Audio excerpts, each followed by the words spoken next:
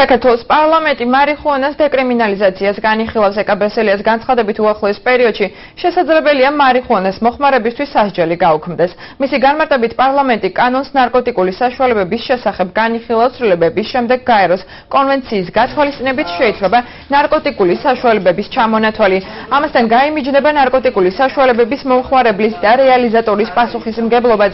საპარლამენტო უმრავლესობის ლიდერის განცხადებით საჭიროა სახელმწიფო ნარკოტიკული ნივთიერებების მომხმარებლის მიმართ უფრო ლიბერალური იყოს. ვრცლად თემის შესახებ მთავარ გამოშვებაში ვისაუბრებთ. მაზავია სხვადასხვა ფორმაზე და ეს როგორ უნდა შეიცვალოს სისხლისამართლის კოდექსში პასუხისმგებლობა ნარკოტიკული ნივთიერების მომხმარებისთვის, მათ შორის შეეხება ცალკეულ ნარკოტიკულ ნივთიერებებს.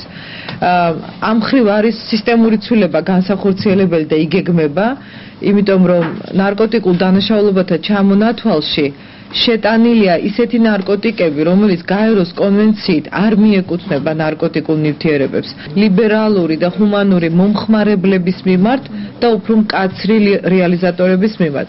მათ შორის ვფიქრობთ მარიხუანასთან დაკავშირებით